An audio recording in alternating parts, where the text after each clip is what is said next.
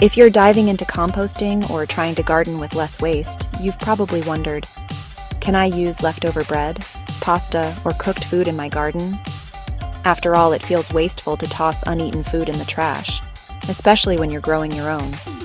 The short answer, yes, but with major caveats. Let's break down the truth about using cooked foods like bread and pasta in the garden, and how to do it safely if you decide to try. Welcome to Home and Garden Review Nook. We share simple tips, honest reviews, and clever ideas to help you love your space and lifestyle more. Hit subscribe and stay tuned. Can you compost bread and pasta? Yes, but only in controlled composting systems. Bread, pasta, and other starchy cooked foods are considered green materials, rich in nitrogen, and they will break down over time. The issue isn't whether they decompose, it's what they attract while doing it. What can go wrong? Rodents, raccoons, flies, and maggots are drawn to the smell of cooked carbs. Bad odors can result if the material becomes anaerobic, decomposing without air. Mold is common, especially in damp environments or enclosed bins with poor ventilation. Safe ways to use bread and pasta in compost include: only use small amounts torn into pieces.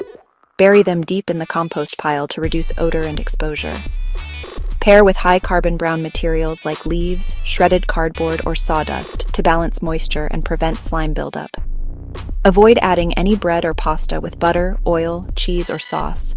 Those can rot, smell, and invite pests even faster. Best practice: use in hot compost piles that heat up to 130 to 160 degrees Fahrenheit. This speeds decomposition and discourages pests. What about directly burying cooked foods in the garden? Some people practice trench composting, which involves burying food scraps directly in the garden bed. While this works great for vegetable peels and coffee grounds, cooked foods are much riskier. Why it's risky? They can rot rather than break down, creating unpleasant smells.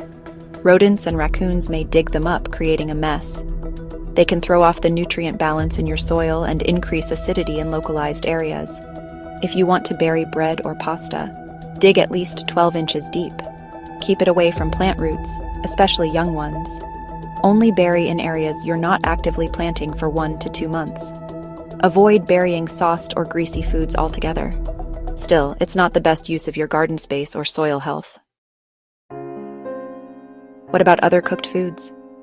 In general, avoid composting or burying any cooked food that contains oils or butter, meat, fish, or bones. Dairy products like milk, cheese, or yogurt, and sauces, gravies, or condiments. These not only break down poorly, but they're also a magnet for pests, can introduce pathogens, and often disrupt the microbial balance in your compost or soil. Before we get to the rest of our tips, a reminder to visit our channel profile where you'll find links to some of the most popular home and garden stores right at your fingertips. So, what should you do instead?